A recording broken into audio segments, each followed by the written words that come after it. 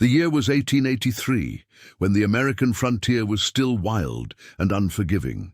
Across the dry hills of Arizona Territory, where scorching winds swept through endless stretches of rock and thorn bushes, lived a young Apache widow named Nayeli. She was only 27 years old, yet grief had carved deep lines into her face that made her seem much older. Her husband, a respected Apache warrior, had died months earlier while defending his people during a violent frontier raid. Since that tragic day, Nayeli had carried the weight of survival alone, with no husband, no steady food, and no certainty that tomorrow would be kinder than today. Her home was little more than a fragile brush shelter built from twisted branches, dry grass, and pieces of worn animal hide. It rested on a lonely hillside where the earth was cracked from years of relentless drought. Nothing useful grew there except stubborn cactus and thorny shrubs that even wandering animals ignored. During the day, the blazing desert sun turned the shelter into an oven, while freezing winds crept through every gap after sunset. Each morning Nayeli woke before dawn, not because she had rested well, but because hunger never allowed her to sleep for long. The cries of her two tiny babies reminded her that she could not give up, no matter how hopeless life seemed. The children were her only reason to keep fighting. The older baby had just begun to crawl across the dusty ground, while the younger remained wrapped in a faded blanket made from deer hide. Their cheeks had grown thinner with each passing week, and their quiet whimpers pierced Nayeli's heart more painfully than any weapon ever could. She often skipped meals entirely so her babies could have the last handful of dried berries or the final sip of goat's milk she managed to barter from distant Apache families. Watching them struggle filled her with guilt, yet she refused to let despair steal the fierce love that still burned inside her heart. Life on the frontier showed little mercy to a young Apache widow. Nearby settlers viewed her people with suspicion and fear, refusing to trade or even speak when they saw her approaching. Stories of conflict between soldiers, ranchers, and Apache warriors had hardened many hearts, making kindness a rare treasure. Even among neighboring Apache camps, resources had become painfully scarce after years of failed hunting and dry seasons. Every family fought its own battle against hunger, leaving little to spare for anyone else. Nayeli understood their hardship and never begged for more than they could afford, though each refusal made the journey home feel longer than the one before. That morning the wind carried nothing except dust across the empty hillside.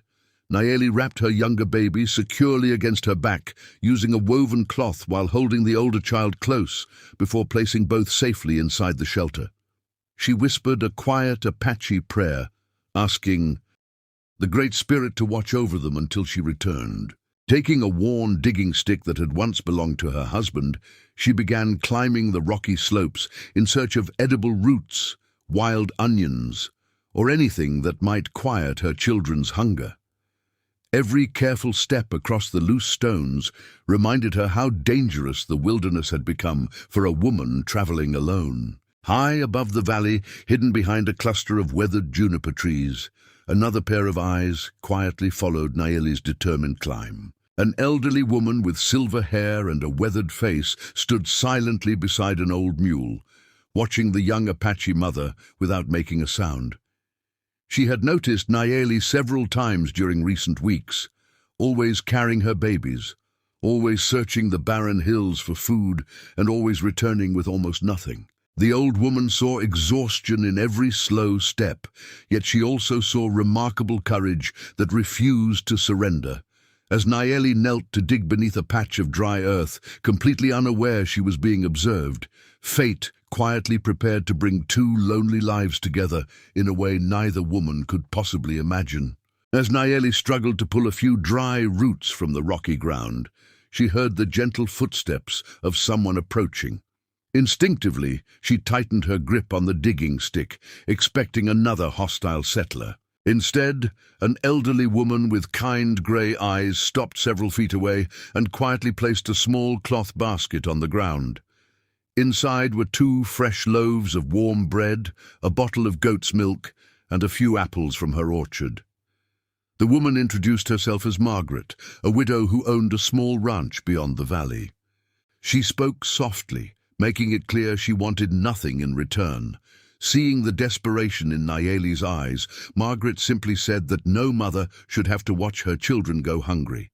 After months of fear and rejection, Nayeli cautiously accepted the food, her eyes filling with grateful tears. The following morning, Margaret returned with her old wagon and invited Nayeli and her babies to visit the ranch. Hidden between cottonwood trees beside a small creek, the ranch was modest but peaceful. Chickens wandered freely through the yard.